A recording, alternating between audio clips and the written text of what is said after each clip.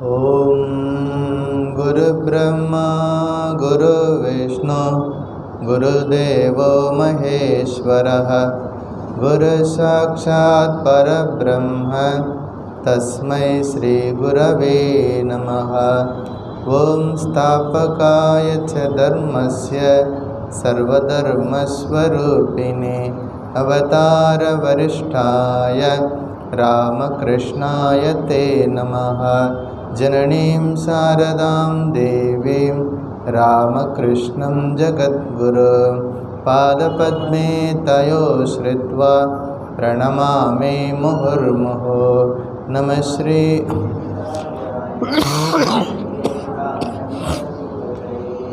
सच्चित्सुखस्वरूपाय स्वामिने तापहारिणे त्वमेव माता च पिता त्वमेव बन्धुश्च सखा त्वमेव विद्या द्रविणं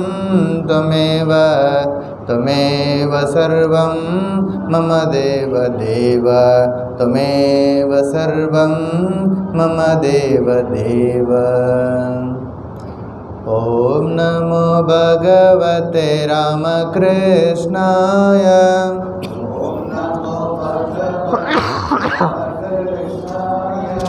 ॐ नमो भगवते रामकृष्णाय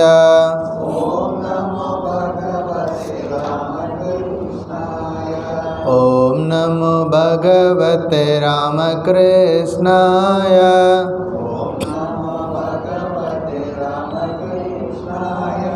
ॐ नमो भगवते रामकृष्णाय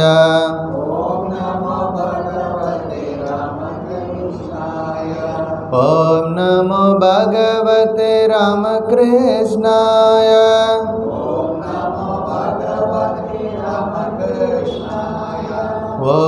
नमो भगवते रामकृष्णाय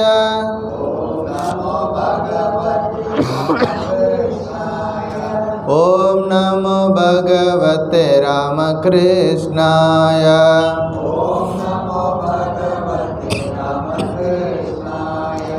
ॐ नमो भगवते रामकृष्णाय ॐ नमो भगवते रामकृष्णाय ॐ नमो भगवते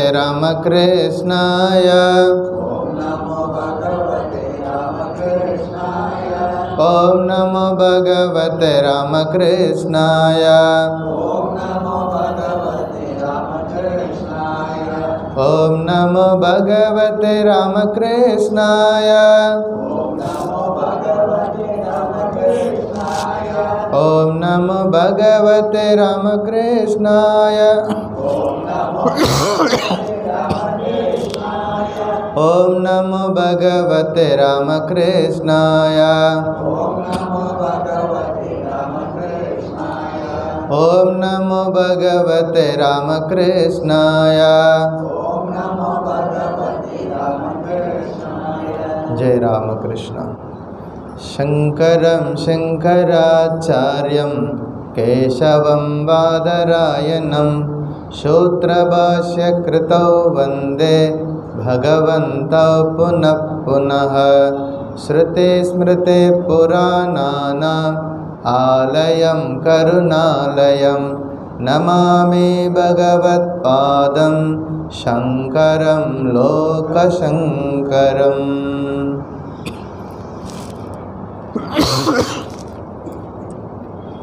பகவான் ஸ்ரீ ராமகிருஷ்ணரின் பரிபூர்ணமான திருவருளால்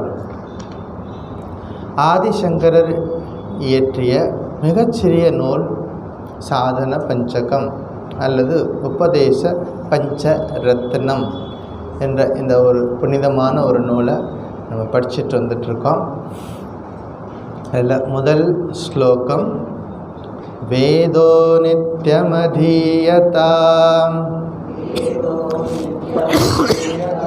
ததுதிதம் கர்ம ஸ்வனுஷ்டீயதாம் तेने सस्य विधीयताम् अपचितिः।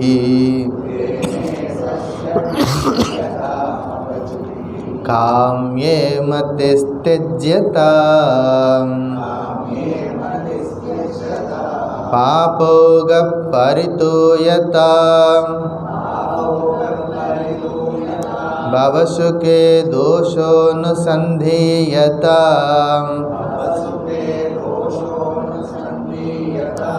ஆத்மேச்சா விவசீயதாம் நிஜகிருஹாத்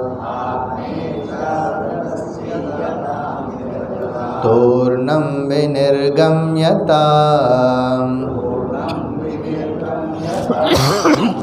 இந்த முதல் ஸ்லோகத்தில் ஆதிசங்கரர் நமக்கு 8 விதமான உபதேசங்களை கொடுக்கிறார். முதல் உபதேசம், வேதம் நித்தியம் தினந்தோறும் வேதம் படிக்கப்பட வேண்டும். இரண்டாவது, அதில் கூறப்பட்டுள்ள கர்மங்களை நன்றாக செய்ய வேண்டும். அப்புறம் அந்த கர்மங்களை செய்யும் பொழுதும் அந்த செயல்களை செய்யும் பொழுதும் அது பகவானுக்கு செய்யக்கூடிய பூஜையாக பண்ணணும். அதுக்கப்புறமா பிராயஷ்சித்த கர்மங்களில் உள்ள புத்தியை விட வேண்டும். இந்த உலக சுகத்தில் இருக்கக்கூடிய இன்பங்களில் துன்பம் கலந்து தான் இருக்குது அப்படிங்கிற உண்மையை புரிஞ்சுக்கணும். இறைவனை அடைய வேண்டும் என்ற மன ஏக்கம் தீவிரமாக இருக்கணும். உடல் என்ற சிறையிலிருந்து ஆத்மாவை சீக்கிரமாக விடுவிக்கணும் அப்படின்னு இந்த முதல் ஸ்லோகத்தில் பார்த்தோம். இரண்டாவது ஸ்லோகம்,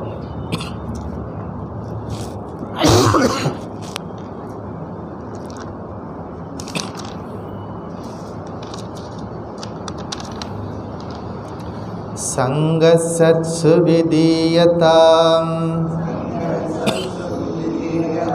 பகவதோ பக்திர் திருடாதீயதாம் சாந்த்யாதி பரிச்சீயதாம் திருடதரம்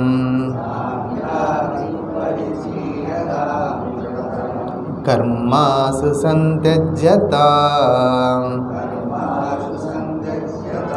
சத்வித்வான் உபஸ்ருப்யதாம் பிரதிதினம் தத் பாதுகா சேவ்யதாம் பிரம்மைகாக்ஷரமத்யதாம் ஸ்ருதிசிரஹ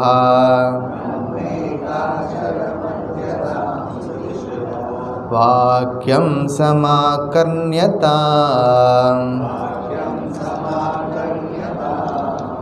சங்க சத்சு விதீயதாம். சத்சு சங்கத்தில் எப்போதும் இருக்கணும், சத் சங்கத்தில் இருக்கணும், நல்லவர் தொடர்பில் எப்போதும் இருக்கணும். அதுக்கப்புறமா பகவத்தக திருடா பக்தி ஆதீயதாம். பகவானிடத்தில் ஒரு நிலையான பக்தியை நம்ம வச்சுக்கணும். பகவானிடத்தில் ஒரு நல்ல பக்தியை நம்ம கை கொள்ள வேணும். கடைசி கிளாஸில் நம்ம பார்த்தோம் 11வது உபதேசம், சாந்தியாதி பரிச்சீயதாம். ஒவ்வொரு உபதேசமும் இன்னொரு உபதேசத்தோட தொடர்புடைய ஒரு விஷயம். இது நல்லா கவனிச்சுட்டே வந்தீங்கன்னா தெரியும். வேதோ நித்தியத்துலேருந்து ஆரம்பிச்சிங்கன்னா இது கடைசியாக 40வது உபதேசம் போய் முடிகிற வரைக்கும் ஒன்றுக்கு ஒன்று தொடர்புடைய உபதேசங்கள்.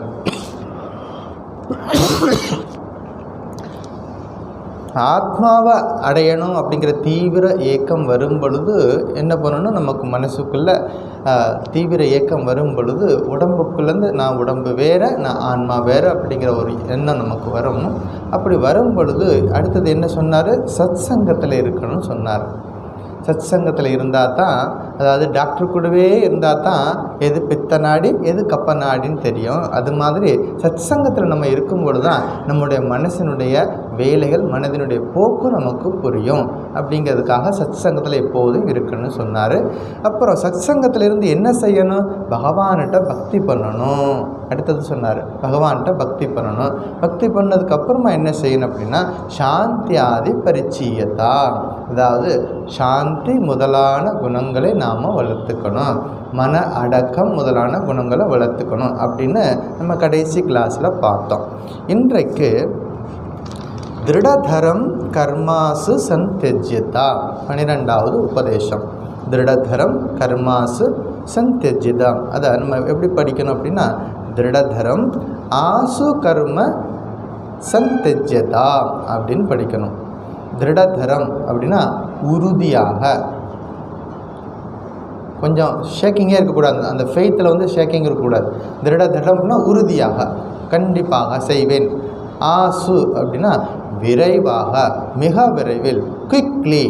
ஆசு கர்ம சந்தெஜ்யதா அப்படின்னா உறுதியாக, விரைவாக எல்லா விதமான செயல்களிலிருந்தும் விடுபட வேண்டும். எல்லா விதமான செயல்கள் அப்படின்னா இன்க்ளூடிங் நித்திய நைமித்திகா. நம்ம தான் சாஸ்திரம் சொல்லியிருக்கேன் சுவாமி, நித்திய நைமித்திய கர்மமெல்லாம் செய்யணும்னு சொல்லியிருக்கேன். ஒரு காலகட்டம் வரும் பொழுது மனிதன் வந்து அதையும் தாண்டி போகணும் அப்படின்னு புரிஞ்சுக்கணும். ஒரு பீரியட் வரும் பொழுது ஆத்ம சாதகனுடைய வாழ்க்கையில் அதுவும் வரும், அதையும் கடந்து போகணும் அப்படிங்கிறத நம்ம நல்லா புரிஞ்சுக்கணும். இங்கே ஒரு எச்சரிக்கை நம்ம தெரிஞ்சுக்கணும். அதாவது நாமளாக கர்மத்தை விடக்கூடாது. அது ரொம்ப முக்கியமானது. திரும்ப தவறாக புரிஞ்சிடக்கூடாது. இதை வந்து சரியான போக்கில் இது அர்த்தம் புரிஞ்சுக்கணும். கர்மங்களை நாமளாக விடக்கூடாது, கர்மம் நம்மை விட்டு விலகணும் அப்படின்னு புரிஞ்சுக்கணும். கர்மங்கள் நம்மை விட்டு விலகணும். அப்போ நம்ம கிழக்கு நோக்கி போக போக போக போக மேற்கு என்பது நம்ம விட்டு தானாக போயிடும். அதுக்காக ஸ்பெஷல் கிளாஸுக்கெல்லாம் போக வேண்டியதில்லை. நான் மேற்கு வீட்டுக்கு போகணும் அப்படின்னு சொல்லிட்டு ஸ்பெஷலாக ட்ரைனிங் எடுக்க வேண்டியதில்லை. நம்ம நோக்கம் கிழக்கு நோக்கி நம்ம போக போக போக மேற்கு நம்மளை விட்டு தானாக விலகிவிடும். ஸ்ரீராமகிருஷ்ணர் இன்னும் நமக்கு புரிகிற மாதிரி உதாரணம் சொல்லுவார். தென்னை மரத்தில் மட்டைகள்லாம் இருக்கும். அது பச்சையாக இருக்கிற மட்டையை நீங்கள் இழுத்து பாருங்கள், தொங்கி பாருங்கள், நீங்கள் என்ன முயற்சி பண்ணாலும் அது கீழே விழுகாது. ஆனால் ஒரு குறிப்பிட்ட காலம் கழித்து, ஒரு குறிப்பிட்ட வருஷங்கள் கழித்து அந்த மட்டை உலர்ந்து போச்சுன்னா ஆட்டோமேட்டிக்காக அந்த மரத்துலேருந்து தன்னை விடுவிச்சுக்கும். ரொம்ப சிரமமே இல்லாமல், மரத்துக்கும் சிரமம் இல்லாமல், அதுக்கும் சிரமம் இல்லாமல், அது பாட்டு சத்தம் இல்லாமல் அது தன்னை விடுவிச்சுக்கும். அது மாதிரி கர்மங்கள், செயல்கள் நம்ம விட்டு தானாக விலகணும். இதை ஸ்ரீராமகிருஷ்ணர் வாழ்க்கையிலேருந்து பார்க்கணும். ஸ்ரீராமகிருஷ்ணர் பூஜாரியாக இருந்தார். ஸ்ரீராமகிருஷ்ணர் பூஜாரியாக இருந்தார். யாருக்கு பூஜை பண்ணார்? அம்பிகைக்கு பூஜை பண்ணார். தினசரி அவரும் காலையில் எழுந்து அந்த வீட்டமெல்லாம் துடைச்சி ரெடி பண்ணி பூவெல்லாம் பறிச்சுட்டு வந்து அலங்காரம் பண்ணி வழக்கமாக எல்லா பூஜாரிகளும் என்ன செய்வாங்களோ அதை செஞ்சுக்கிட்டு இருந்தார். ஒரு காலகட்டத்தில் அவர்னால் ஒரு நாள் போய் பூ பறிக்க போய் பார்க்குறார். அங்கே இருக்கக்கூடிய ஒவ்வொரு பூங்கொத்தும் அம்பிகையாக தெரிகிறது, ஒவ்வொரு மலர்களும் அம்பிகையாக தெரிகிறது. அப்போ அதுக்கு மேலே அவர்னால் பூ பறிக்க முடியலை. அவர் பூ பறிக்க போனார். அப்படி ஒரு நிலையிலையும் கூட வழக்கமாக செய்யக்கூடிய ரொட்டீனுக்கு அவர் போனார். அவரால் அந்த பூவை அந்த செடியிலேருந்து விடுவிக்க முடியவில்லை. அதுதான் இங்கே நம்ம புரிஞ்சிக்க வேண்டிய விஷயம். இயல்பாக நடக்கணும். நம்ம வாழ்க்கையிலேருந்து செயல்கள் தானாக குறையணும். எப்படி குறையும் அப்படின்னா அடுத்த டைரெக்ஷனில் நம்ம அதிகமாக எஃபர்ட் போடணும்னு அர்த்தம். ஆன்மீக வாழ்க்கையில் அதிகமாக எஃபர்ட் போடும் பொழுது, ஆன்மீக சாதனைகள் அதிக கவனம் செலுத்தும் பொழுது ஆட்டோமேட்டிக்காக உலகியல் காரியங்கள் நம்மளை விட்டு எங்கோ போயிடும். எங்கே போகுதுன்னே தெரியாது, எங்கோ போயிடும். அப்போ அதுதான் நம்ம புரிஞ்சிக்க வேண்டிய விஷயங்கள். தகுதி வராமல் எதையும் செய்யக்கூடாது அப்படின்னு ஆழமாக பதிய வச்சுக்கணும்.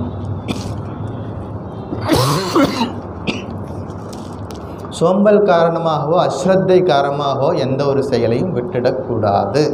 ஸ்ரீராமகிருஷ்ணர்கிட்ட ஒரு பக்தர் வந்தார். வந்துட்டு, சுவாமி நான் இங்கேயே இருந்துக்கிறேன், எனக்கு ரொம்ப சந்தோஷமாக இருக்குது, காளி கோயிலே இருந்துக்கிறேன், உங்களை நான் தினசரி நான் பார்க்க முடியும், உங்கள் கூட இருந்துக்கிறேன், என் காளி கோயிலில் பிரசாதம் கொடுக்குறாங்க, சாப்பிட்டுக்கிறேன், நான் இங்கேயே இருந்துக்கிறேன் அப்படின்னு சொன்னார். ஸ்ரீராமகிருஷ்ணர் அவர் கூப்பிட்டு திட்டினார். நீ குடும்பத்தில் இருக்கிற மனைவி மக்களில் இருக்காங்க, குழந்தைகள்லாம் இருக்கிறாங்க, அவர்களெல்லாம் ஊரார சோறு போடுவாங்க அப்படின்னு சொல்லிட்டு உரிய அறிவுரைகளை வழங்கி வீட்டுக்கு அனுப்பி வைக்கிறார். இப்போ என்ன புரிஞ்சுக்கணும் நம்ம? அங்கே அவர் இன்னும் அது கம்ப்ளீட் பண்ணாமல் வந்திருக்கார். கோர்ஸை கம்ப்ளீட் பண்ணாமல் தப்பிச்சு வந்திருக்கிறார். அப்படி வரக்கூடாது அப்படிங்கிறது பாயிண்ட்டு. உரிய காரியங்கள் எல்லாத்தையும் செய்து முடித்ததுக்கப்புறமா அடுத்த போக வேண்டிய நிலையை பற்றி இது சொல்லுது இந்த சங்கராச்சாரியோட ஸ்லோகம். அதாவது நன்கு பழுத்த ஒரு கனி, ஒரு மரத்தில் ஒரு பழம் இருக்குது, நல்லா பழுத்துருச்சு அப்படின்னா நிச்சயமாக அந்த மரத்தையே ஒட்டிக்கிட்டே இருக்காது, ஆட்டோமேட்டிக்காக மரத்துலேருந்து தானாக விழுந்துடும். இவ்வளோதான் விஷயம். இதைத்தான் மகாமிருத்யுஞ்சய மந்திரம் சொல்லுது. இன்றைக்கி சிவராத்திரி இல்லையா? மகாமிருத்யுஞ்சய மந்திரம்னு ஒரு மந்திரம் இருக்குது.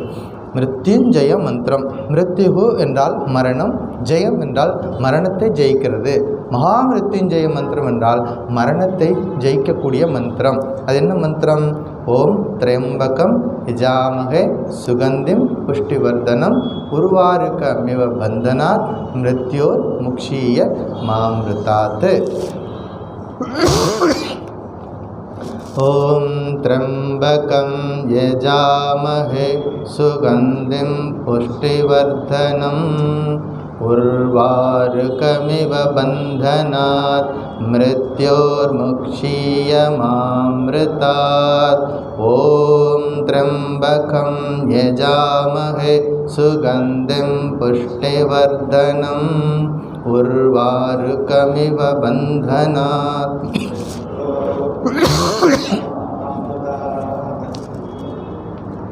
மந்திரம் வீட்டுக்கு போனதுக்கப்புறம் சொல்லுங்கள்.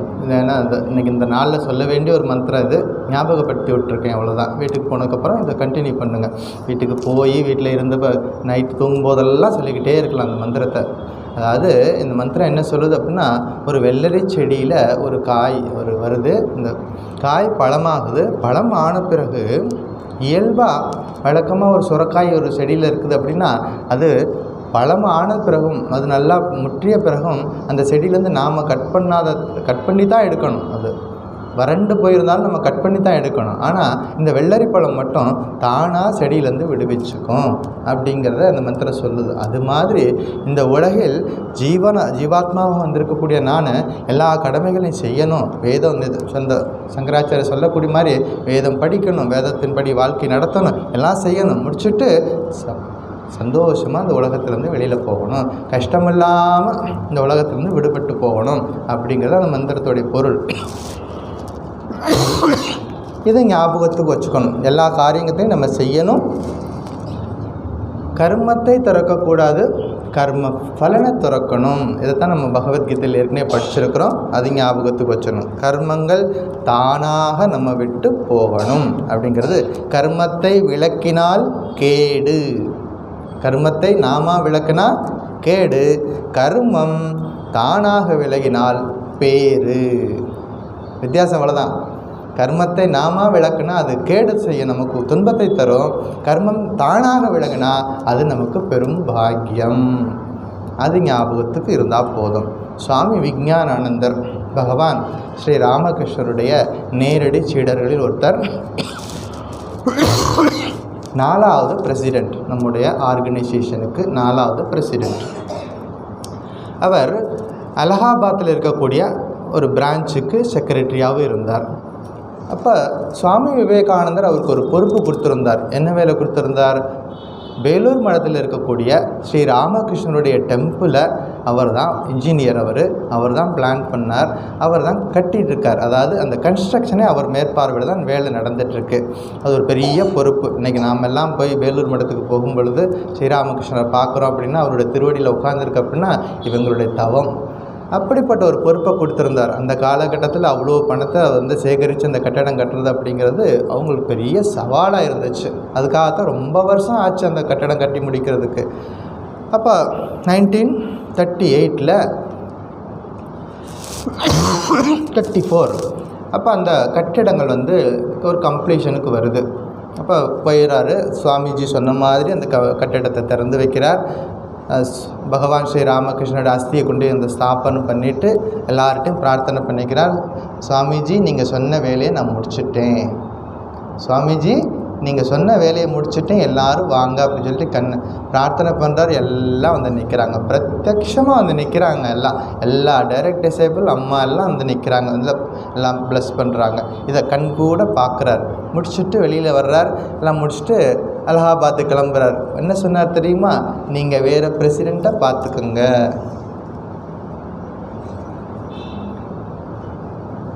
அவர் தான் பிரசிடெண்ட், சங்கத்தோட குரு. என்ன சொன்னார்? நான் திரும்பி வர மாட்டேன். மற்றவங்களாம் சொன்னாங்க, சுவாமி விளையாட்டு சொல்லாதீங்க சுவாமி, போயிட்டு வாங்க அப்படிங்கிறாங்க. அப்போ அவர் சொல்கிறார், விளையாட்டுக்கு இல்லை, நீங்கள் வேறு பிரசிடெண்ட்டை பார்த்துக்குங்க. உரிய வேலை. அவர் வந்த காரியம் முடிஞ்சது. எதுக்காக ராமகிருஷ்ண லீலையில் நான் வந்தனோ ஸ்ரீராமகிருஷ்ணரோட லீலையில் ஒவ்வொருத்தருக்கும் ஒரு பாட்டு. எனக்கு இந்த வேலை கொடுத்துருந்தார் ஸ்ரீராமகிருஷ்ணர். அந்த வேலையை நான் முடிச்சுட்டேன். அதனால் நான் அலகாபாத்துக்கு போகிறேன், திரும்பி வர மாட்டேன். கர்மாசு சந்தெஜ்யதா, இழுத்து போட்டுக்கலை, இருக்கிறதெல்லாம் கொடுத்த செயலை, கொடுத்த டார்கெட்டை முடிச்சாச்சா, சந்தோஷமாக விலகி போகணும். இது ஞாபகத்துக்கு வச்சுக்கணும். வேலைகளை செய்யணும், நல்லா செய்யணும், ஸ்ரத்தையோடு செய்யணும், பர்ஃபெக்டாக செய்யணும், எல்லாம் செய்யணும். ஆனால் ஒரு காலகட்டம் வரும்பொழுது விடணும்னு சொன்னால் விட தெரியணும். நம்ம பற்றுதல் ஈஸியாக செஞ்சிடுவோம், விடுவது என்பது அவ்வளோ ஈஸி கிடையாது. எதையும் ஈஸியாக பற்றி கொள்வோம் வேகமாக, அதை பற்றி கொள்வது மனதின் இயல்பாக இருக்கும். விடுவது என்பது அதுக்கு நிறைய பிரயத்தனம் பண்ணணும், பயிற்சி பண்ணணும் அப்படிங்கிறது ஞாபகம் வச்சுக்கணும். ஸ்ரீராமகிருஷ்ணர் உதாரணம் சொல்வார். மாமியார் இருக்காங்க, மருமகள் இருக்காங்க. மருமகள் கருவுற்றால் இந்த மாமியார் என்ன பண்ணுவாங்களாம், வேலையெல்லாம் கொஞ்சம் குறைச்சிருவாங்களாம். அதுக்கு முன்னாடியில் நிறைய வேலை வாங்குவாங்க. அந்த மருமகள் கருவுற்ற உடனே என்ன பண்ணுவாங்க, கொஞ்சம் வேலையெல்லாம் குறைச்சிக்குவாங்களாம். ஏன், ரொம்ப அந்த குழந்தைக்கு ஸ்ட்ரெஸ்ஸே வரக்கூடாது, குழந்தை நல்லபடியாக பிரசவம் ஆகணும் அப்படிங்கிறதுக்காக வேலையெல்லாம் கொஞ்சம் கொஞ்சமாக குறைச்சிட்டே வருவாங்களாம். முதல் மாதத்தில் கொஞ்சம் பெரிய ஃபிசிக்கல் ஒர்க்கெல்லாம் கொஞ்சம் கொஞ்சமாக குறைச்சிட்டு வருவாங்களாம். இந்த கடைசியாக 8 மாதம் வரும்பொழுது கம்ப்ளீட்டாக எந்த வேலையும் கொடுக்க மாட்டாங்களாம். அமைதியாக இருந்து பேசாமல் சாந்தமாக இரு அப்படின்னு சொல்லிட்டு 10 மாதம் ஆச்சா குழந்தை பிறந்துடும். குழந்தை பிறந்ததுக்கப்புறமா அந்த பெண்மணிக்கு ஒரே வேலை, அந்த குழந்தைய கொஞ்சம் பாராட்டுறது மட்டும்தான் வேலை. அப்படி எவ்வளோ எளிமையாக இறங்கி சொல்லி கொடுக்குறாரு அந்த கருணை கடல் ஸ்ரீராமகிருஷ்ணர். நமக்கு புரிகிற மாதிரி வேலைகளை குறைச்சிக்கிட்டே போகணும். அதாவது புரிஞ்சுக்கணும், வாழ்க்கையில் இது நிலையில்லாதது, நிலையான சொத்து எனக்குள்ளே இருக்குது, அதை நான் கண்டுபிடிக்கணும், அதை நான் உணரணும். அப்படின்னா என்ன பண்ணணும், இது மூலமாக போய் கண்டுபிடிக்கணும். அதான் சுவாமிஜி சொல்லி கொடுத்துருக்கார். இந்த சக்கரத்துக்குள்ளே உள்ளே போயிட்டு நம்ம வெளியே வர கற்றுக்கணும். சக்கரத்துலேருந்து தப்பிச்சு போகக்கூடாது. இந்த வாழ்க்கை சக்கரத்தில் நம்ம உள்ளே போகணும். உள்ளே போயிட்டு அழகாக போய் வேலை பண்ணிகிட்டு இருந்தோம்னா அந்த சக்கரமே நமக்கு வெளியில் போகிறதுக்கு ஒரு வழியை காட்டி கொடுக்கும். அதுதான் பற்றில்லாமல் காரியங்களை செய்கிறது. காரியங்களை எல்லாத்தையும் செய்யணும், ஆனால் காரியத்தில் இருக்கக்கூடிய பற்றுதலை விடணும் அப்படிங்கிறது தான் முக்கியமான விஷயம். சரி, எனக்கு ஆன்மீக நாட்டம் வந்துருச்சுங்கிறத நான் எப்படி கண்டுபிடிக்கிறது? ஆன்மீக நாட்டம் வந்ததுக்கப்புறம் தானே இதெல்லாம் நீங்கள் விடணும்னு சொல்கிறீங்க. இப்போ எனக்கு ஆன்மீக நாட்டம் வந்துருச்சுங்கிறத நான் எப்படி கண்டுபிடிக்கிறது அப்படின்னா, அது ஒரு நிறை நிலை. அதுக்கு தான் அந்த உதாரணம் சொன்னேன். ஸ்ரீமத் சுவாமி விஞ்ஞானானந்தர் மகாராஜ், அது மாதிரி எத்தனையோ உதாரணங்கள் சொல்லிக்கிட்டே போகலாம். அது ஒரு நிறை நிலை. அது அனுபவத்தில் நமக்கு புரியும். ஒரு நிறை வரும்பொழுது போதும் அப்படிங்கிற ஒரு நிலை, ஒரு திருப்தி வரும். அப்போ ஆட்டோமேட்டிக்காக நமக்கு செயல்லேருந்து விடலாம். செயல்களை துறக்கக்கூடாது. திரும்ப ஞாபகப்படுத்துகிறேன், செயல்களை நாம் விடக்கூடாது. செயலில் உள்ள பற்றுதலை விடணும், செயலில் இருக்கக்கூடிய ஆசையை விடணும், செயலில் இருக்கக்கூடிய அந்த எதிர்பார்ப்பு இருக்கு இல்லையா, அதை நம்ம விடணும் அப்படிங்கிறது ஞாபகம் வச்சுக்கணும். ஒரு கதை சொல்கிறேன். வேதவியாசர்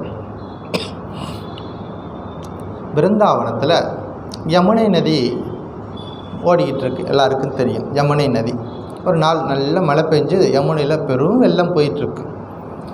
இப்போ ஒரு பகுதியிலிருந்து அந்த பெண்கள்லாம், அந்த கோபிகைகள், அவர்கள் அந்த பால், தயிர் இதெல்லாம் அதுதான் ப்ராடக்ட், அவங்களுடைய பசுமாடு அங்கே இருக்கிற இடம் இல்லையா, அந்த வெண்ணெயெல்லாம் எடுத்துகிட்டு நதியை கடந்து அந்த பக்கம் போய் அந்த வெண்ணெயெல்லாம் விற்க போகணும். எல்லாம் ரெடி பண்ணிட்டாங்க. பாலேடு, அந்த பால் சம்மந்தமான எத்தனை பட்சணங்கள் இருக்கோ எல்லாம் தயார் பண்ணி கூடையில் வச்சுட்டு கொண்டுட்டு வர்றாங்க. பார்க்குறாங்க, நதியில் வெள்ளம் போகுது.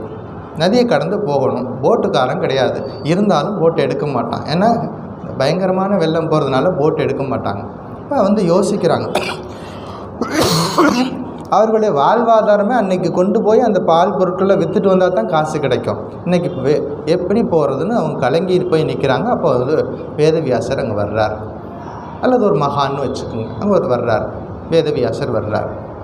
நான் அந்த நதியை கடந்து அந்த போகணும், ஏதாவது உதவி செய்கிறீங்களா? அப்போ அவர் சொன்னார், எனக்கு ரொம்ப பசியாக இருக்குது, ஏதாவது சாப்பிட்ற கொடுக்குறீங்களா அப்படின்னு கேட்டார்.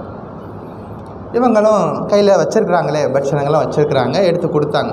எல்லாத்தையும் சாப்பிட்டார். பாலேடு, பால் பொருட்கள் என்னெல்லாம் இருக்கோ எல்லாத்தையும் நல்லா சாப்பிட்டார். சாப்பிட்டு முடிச்சுட்டு நல்லா ஒரு ஏப்பம் விட்டார். விட்டுட்டு கை கூப்பி நின்று, யமுனா தேவியே, நான் இன்றைக்கி சாப்பிடாதது உண்மைன்னா இந்த நதி 2ஆக பிரிஞ்சு நிற்கட்டும்.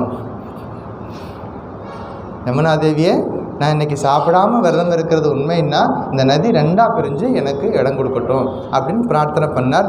அப்படியே ஸ்டாப் ஆகி நிற்கிது. இந்த பக்கம் போன தண்ணி அப்படியே நிற்கிது, இந்த பக்கம் வர வேண்டிய தண்ணி அப்படியே நிற்கிது.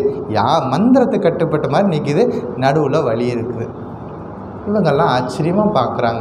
சரி, முதல்ல நதியை கடந்துருவோம், அப்புறமா இவரை வச்சுக்கலாம் அப்படி சொல்லிட்டு நதியை கடந்து எல்லாரும் அந்த கரைக்கு போகிறாங்க.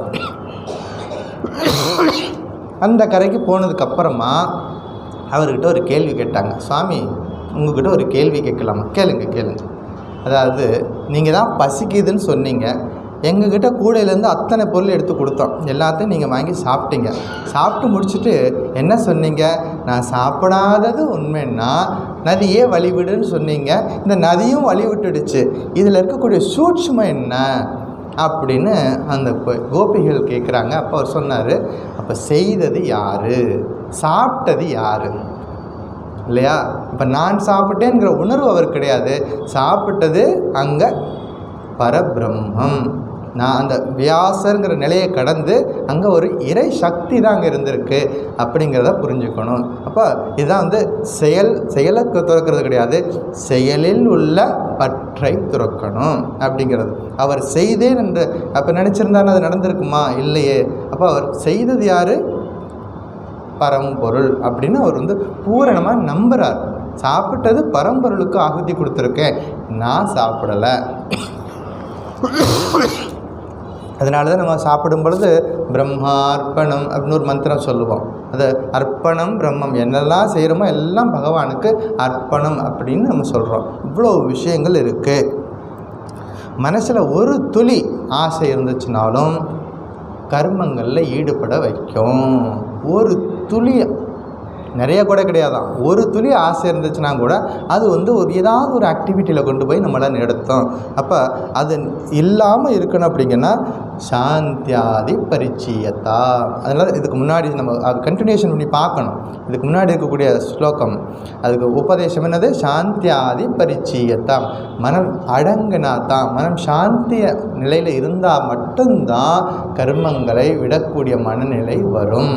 அது வரைக்கும் கர்மங்களை செய்யணும்னு அர்த்தம். கர்மங்களை எது வரைக்கும் நமக்கு சாந்தி, மனசாந்தி இல்லையோ, மன அடக்கம் இல்லையோ, அது வரைக்கும் கண்டினியூ பண்ணணும்னு அர்த்தம்.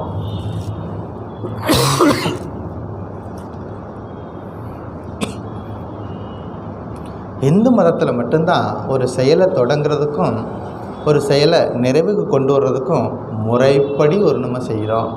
இது நம்ம பார்க்குறோம். வேதோ நித்தியமதீயதாம், முறையாக தொடங்கி வைக்கிறாங்க. ஒரு சாதகனுடைய வாழ்க்கையில் பிறந்த உடனே என்ன பண்ண சொல்கிறாங்க?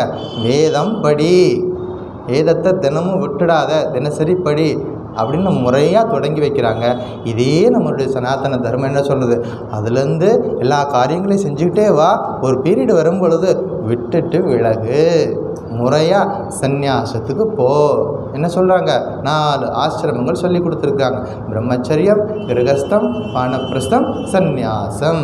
ஒரு நிலை வரும் பொழுது அந்த சந்நியாசத்துக்கு உன்னை தகுதியாக்கிக்கோ. அப்படின்னா இல்லறத்தில் இருக்கிறோம், திடீர்னு எல்லாரும் சந்நியாசம் போக முடியுமா? மனதளவில். அதான் ஸ்ரீராமகிருஷ்ணர் சொல்லி கொடுத்துருக்கார்.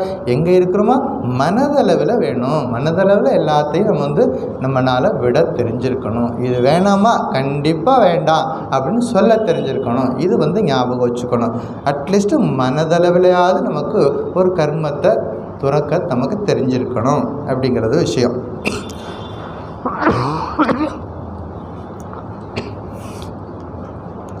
ஒரு ராஜா இருந்தார்.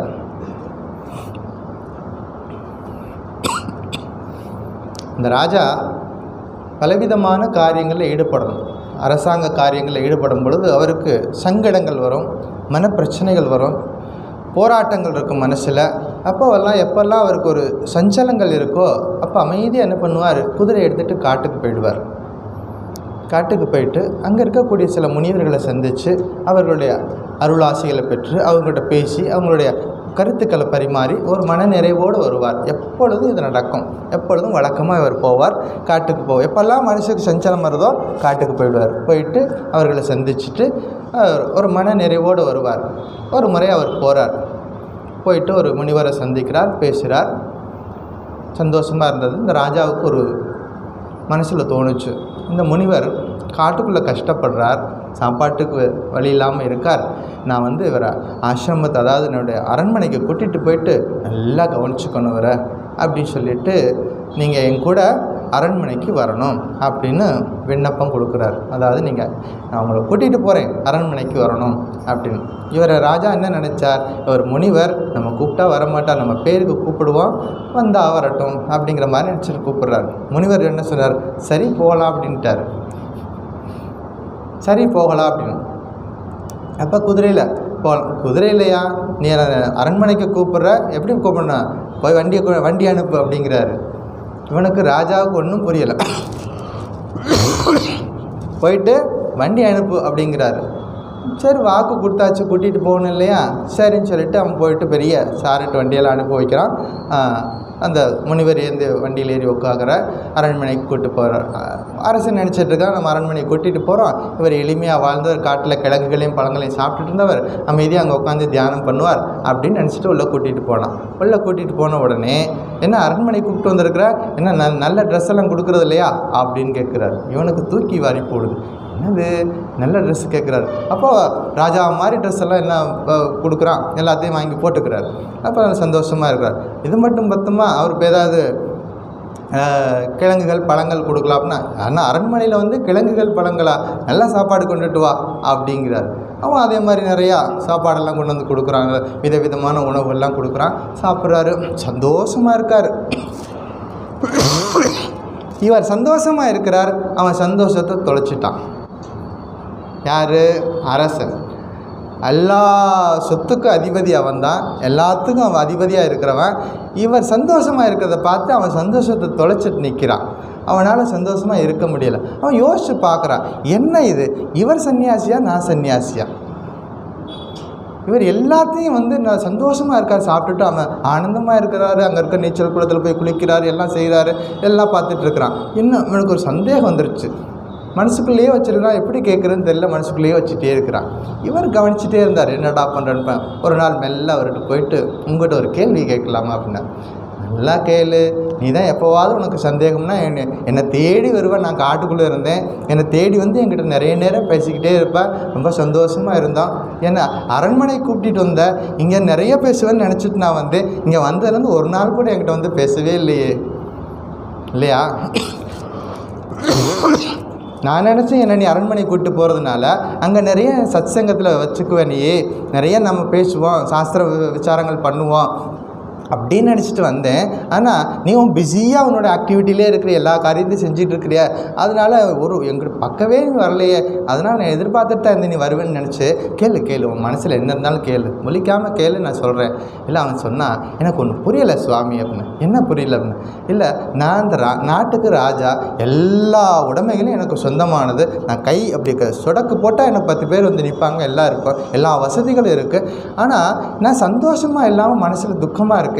நீங்கள் ஒன்றுமே கிடையாது, காட்டில் இருந்தீங்க, வாங்கினீங்க, வர சொன்னி வந்தீங்க, இங்கே ஆனந்தமாக இருக்கிறீங்க, இதுதான் எனக்கு புரியலை அப்படின்னா. இது என்ன சூட்சுமம், நீங்கள் ரொம்ப சந்தோஷமாக இருக்கிறீங்க, எனக்கு எல்லாம் இருந்தும் கூட எனக்கு சந்தோஷம் இல்லையே அப்படின்னு சொன்னான். அப்படியா, சரி நான் சொல்கிற மாதிரி சரியா, சரி என்ன செய்யலாம், என் கூட வா, என் கூட புறப்பட்டு வா. சரின்னு புறப்பட்டு போனாங்க. 2 பேர் போனாங்க. அந்த நாட்டு எல்லை வரைக்கும் போனாங்க. அந்த நாட்டோட எல்லை முடியுது. அதுக்கப்புறமா ஃபாரஸ்ட்டு, வனத்துக்குள்ளே போகணும். அப்போ சரி நான் இப்போ வந்து காட்டுக்குள்ளே போகிறேன், நீ வர்றியா, அவள் போகலாமா அப்படின்னாரு. சாமி நீங்கள் போயிட்டு வாங்க, ஏன் நீ வரலையா அப்படின்னு. அது எப்படி வர முடியும், எனக்கு இங்கே நாடு இருக்குது, மக்கள் இருக்காங்க, எல்லா ராஜ்யமெல்லாம் இருக்குது, அதெல்லாம் விட்டுவிட்டு எப்படி வர முடியும் அப்படின்னு. அப்போ சொன்னார், இதுதான் நீ கேட்ட கேள்விக்கு பதில். நீ ஒரு கேள்வி கேட்ட இல்லையா, நான் சந்தோஷமாக அரண்மனை கூட்டிகிட்டு போனேன், எல்லாத்தையும் கொடுத்தேன், நான் சந்தோஷமாக இருந்தேன். இப்போ எல்லாத்தையும் வந்தார், அவன் கொடுத்த ட்ரெஸ் எல்லாம் கழட்டி கையில் கொடுத்துட்டாரு, வழக்கம் போல் கோப்பையினத்தை கட்டிக்கிட்டாரு, கிளம்பிட்டார். நான் போகிறேன், காட்டுக்குள்ளே போகிறேன், நீ வர்றியா? அப்போ அவர் சொன்னான், முடியாது சுவாமி. அப்போ அவர் சொன்னார், இவ்வளோதான் விஷயம். அப்போ செயல்களை நாம விடக்கூடாது, செயல்கள் நம்மை விட்டு விலகணும். செயல்களை செய்யணும், பற்றுதல் இல்லாமல் காரியங்களை பண்ணணும். எவ்வளோ பெரிய வேலையை வேணாலும் எடுத்து செய்யலாம், எந்த வேலையை வேணாலும் மக்களுக்கு பயன்படக்கூடிய எந்த ஒரு காரியத்தையும் நம்ம செய்யலாம். ஆனால் செஞ்சு முடித்து அந்த எண்ட் ஆஃப் த டே, பகவானே உன் திருவருளால் இதை ஆரம்பித்தோம், உன் திருவருளால் இன்றைக்கி இந்த வேலை முடிஞ்சிருக்கு, அந்த சரண்டர் புத்தி நமக்குள்ளே வரணும். இவ்வளோதான் விஷயம். என்ன வேலை, அது காட்டில் தோட்டத்தில் வேலை பார்க்குறதா இருக்கட்டும், ஆஃபீஸில் கம்ப்யூட்டரில் வேலை பார்க்குறதா இருக்கட்டும், டாக்டராக இருக்கட்டும், இன்ஜினியராக இருக்கட்டும், என்ன ப்ரொஃபஷனலாக இருந்தால் இருந்துட்டு போகட்டும், இது பகவானால் எனக்கு கொடுக்கப்பட்டது, என்னுடைய ஆத்மீக சாதனைக்கு இது எனக்கு உதவும். அது எந்த வேலையாக இருக்கட்டும், அது இல்லறத்தரசியாக இருந்தாலும் சரி, மாணவனாக இருந்தாலும் சரி, அது வானப்பிரச ஆசிரமத்தில் இருந்தாலும் சரி, சன்னியாசியாக இருந்தாலும் சரி, இந்த வேலை எனக்கு கொடுக்கப்பட்டுள்ளது, நான் சரியாக செஞ்சுருக்கேன் அப்படின்னு சொல்லிட்டு பகவான்கிட்ட அந்த எண்ட் ஆஃப் த டே நம்ம பரிபூர்ண சரண்டர் வரணும். பலன்கள் செயல்களை செய்யணும், பலன்கள் ஆசை இல்லாமல் காரியத்தை பண்ணணும். இது தாயுமானவர் ஒரு பாடலில் ரொம்ப எளிமையாக நமக்கு புரியுற மாதிரி ஒரு பாட்டு சொல்வார். எப்படி சொல்வார் தெரியுமா? சாட்டையில் பம்பரம் ஜாலம் போல் எல்லாம், சாட்டையில் பம்பர ஜாலம் போல் எல்லாம் ஆட்டுவான் இறை என அறிந்து தேட்டம் ஒன்று அருள் செயலில் நெற்றியேல் வீட்டரம் துறவரம் இரண்டும் மேன்மையே. மகான்கள் பர்டிகுலராக தாய்மானார் பாடல்களில், பத்திரகிரியார் பாடல்களில், பட்டினத்தார் பாடல்களில் கொட்டி கிடக்குது இது போன்ற கருத்துக்கள் எல்லாம். சாட்டையில் பம்பரம் ஜாலம் போல் பார்த்துருப்பீங்க. பழைய அந்த 90s kit 80s kids 90s கிட்ஸுக்கெல்லாம் தெரியும் அந்த பம்பரம் விடுறதெல்லாம். இப்போல்லாம் வீடியோ கேமில் தான் உட்காந்து எல்லா குழந்தைகளும் மொபைல் ஃபோன்லேயே எல்லா கேம் விளையாடிட்டு இருக்கிறாங்க. இந்த தெருவில் போய் விளையாடுறதுக்கு அதெல்லாம் குறைஞ்சி போச்சு. சாட்டையில் பம்பர ஜாலம் போல், பம்பரை சுற்றி விடுவாங்க. அது மாதிரி பகவான் நம்மளை சுற்றி விடுறாரு. பகவான் என்ன பண்ண நம்மளை சுற்றி விடுறாரு. நம்மளை சுற்றி இயக்கும்போது யார்? அந்த இறை சக்தி பகவான் என்று அறிந்து, சாட்டையில் பம்பர ஜாலம் போல் எல்லாம் ஆட்டுவான் இறை என அறிந்து அப்படி சொல்லிட்டு தேட்டம் ஒன்று அறச்செயலில் ஈடுபட்டு நின்னா வீட்டரம் துறவரம் இரண்டும் மேன்மையே. ரெண்டும் ஈக்குவல் தான். எங்கே இருக்கிறோங்கிறது முக்கியம் இல்லை, எந்த மனநிலையில் இருக்கிறோம் அப்படிங்கிறதான் முக்கியமாக. வீட்டரம் துறவரம். இறைவன் சாட்டையில் பம்பரத்தை போல இந்த உலகத்தை ஆட்டி வைக்கிறான் என்பதை அறிந்து கவலையை விட்டு இறைவனின் கட்டளைப்படி காரியங்களை செய்து கொண்டே போனால் இல்லறமும் துறவரமும் மேன்மையானதே அப்படின்னு சொல்கிறார். சாஸ்திரங்கள் ரெண்டையும் அறம் தான் சொல்லுது. இல்லறம் துறவரம் ரெண்டுமே அறம் தான். இப்போ இல்லறத்தில் எத்தனையோ மகான்கள் இருந்திருக்கிறாங்க. ஜனக மகாராஜா எடுத்தவொடனே நம்ம சொல்லக்கூடிய முதல் உதாரணம் ஜனகர். எல்லா காரியங்களையும் பண்ணார், அரச காரியங்களையும் செஞ்சார், அதே நேரத்தில் பெரிய தத்துவவாதியாகவும் இருந்தார். இதெல்லாம் நம்ம பார்க்குறோம். இப்போ இந்த உபதேசத்தில் ஒரு வேர்டு வருது, ஆசு. ஆசு திருடதரம் கர்மாசு. ஆசு கர்மன்னு வருது. ஆசு என்றால் விரைவில். ஆசு என்றால் விரைவில். ஆசு கவி கேள்விப்பட்டிருப்போம். ஆசு கவி அப்படின்னா விரைவாக கவிதை எழுதக்கூடியவர். விரைவாக கவிதை எழுதக்கூடியவர். சிவபெருமானுக்கு ஒரு நாமம் இருக்கிறது, ஆசுதோஷகா. ஆசுதோஷகன்னா பக்தர்களின் குறைகளை கேட்டு விரைவாக நமக்கு அருள் செய்பவர்னு அர்த்தம். அதுதான் ஆசுதோஷகா. விரைவாக நமக்கு அருள் செய்யக்கூடியவர் அப்படின்னு பார்க்குறோம். அப்போ விரைவாக உறுதியாக, திருடத்தரம் ஆசு, உறுதியாக இருக்கணும், விரைவாக இருக்கணும். என்ன பண்ணணும்? கர்ம சந்தெஜ்யதா. விரைவாக செயல்களிலிருந்து விடுபட முயற்சி பண்ணணும். அட்லீஸ்ட் மனதளவில் மனசுக்குள்ளே ஒரு சங்கல்பம் வச்சுக்கணும்.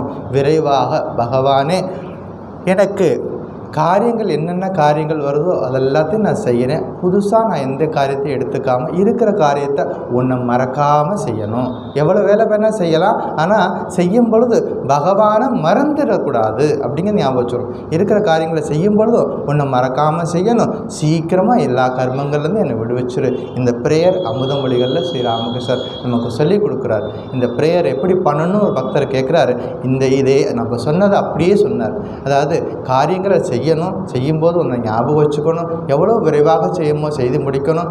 புதிதாக எந்த காரியங்களையும் அதிகமாக நானே இழுத்து போட்டுக்கக்கூடாது. இருக்கிற காரியங்களை செய்யணும். விரைவாக உன் திருநாமத்தை மறக்காமல் இருக்கணும். எப்பொழுதும் உன் திருநாமத்தை மறக்காமல் இருந்து எல்லா காரியத்தையும் செய்யணும்.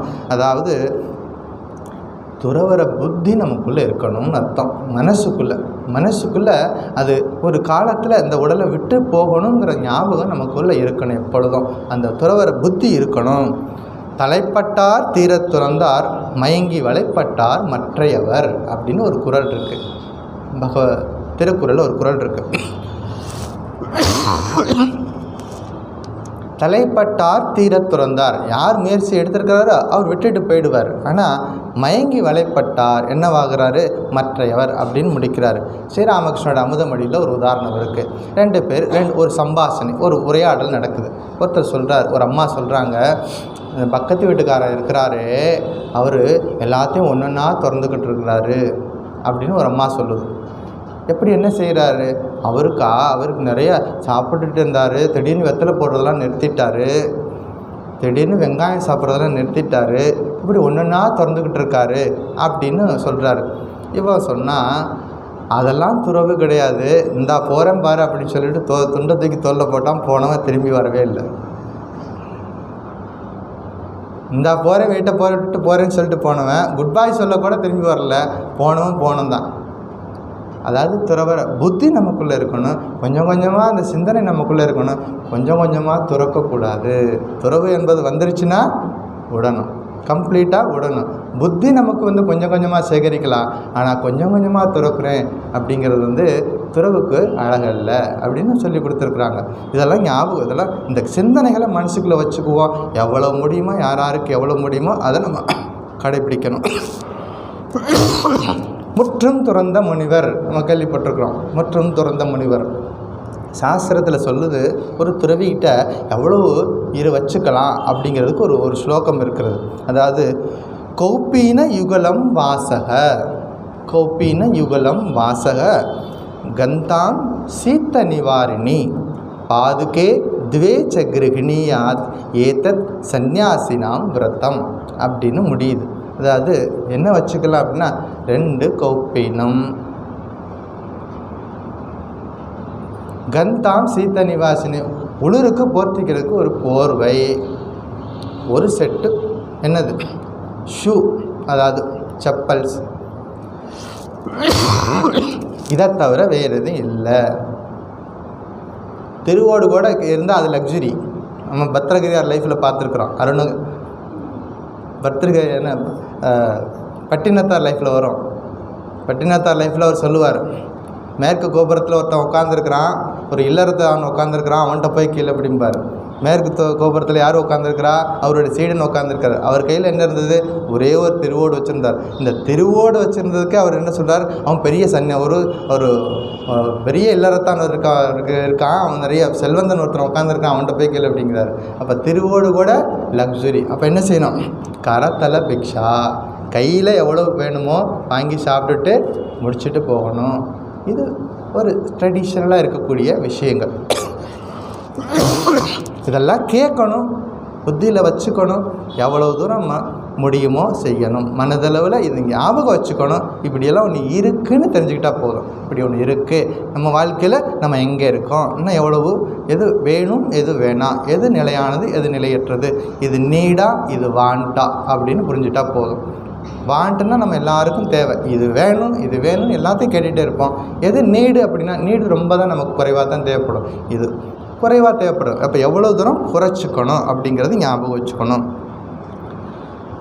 அப்போ ஞாபகம் வச்சுக்க வேண்டிய விஷயங்கள், மனதளவில் நம்ம கர்மங்களை விடுவதற்கு தயாராகணும். நம்மளுடைய செயல்கள்லேருந்து விடுபடுவதற்கு தயாராகணும் அப்படின்னு ஞாபகம் வச்சுக்கணும். சுவாமி செயல்களை விட சொல்கிறீங்க, விட்டுட்டோம், நாளைக்கே நாங்கள் விட்டுட்டோம், அடுத்து என்ன செய்யணும் அப்படின்னா அது அடுத்த உபதேசம். செயல்களை விட்டதுக்கப்புறமா அடுத்து என்ன செய்யணும் அப்படின்னா அடுத்த உபதேசம், அடுத்த ஸ்டெப்புக்கு நம்ம சொல்லிக் கொடுக்க போகிறார்.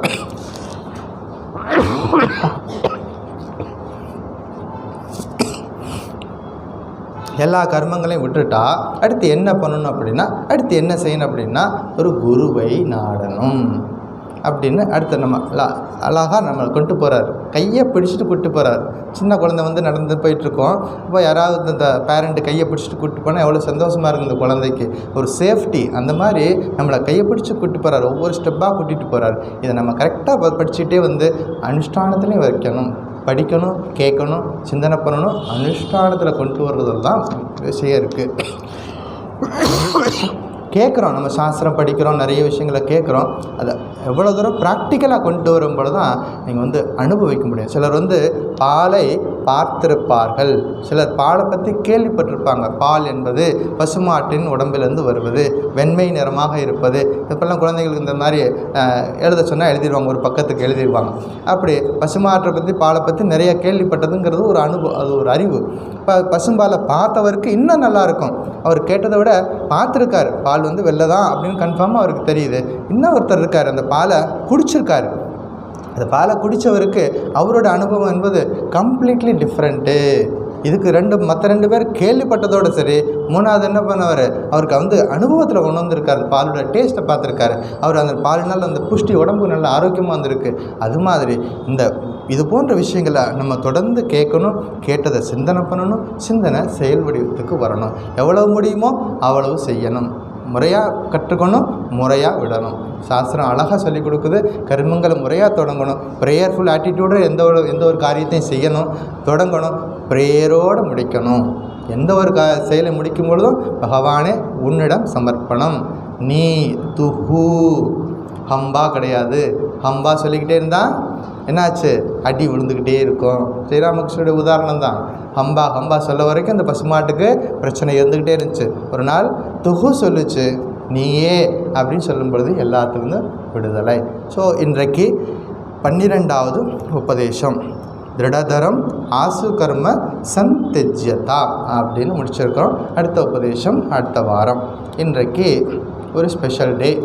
என்னது? சிவராத்திரி.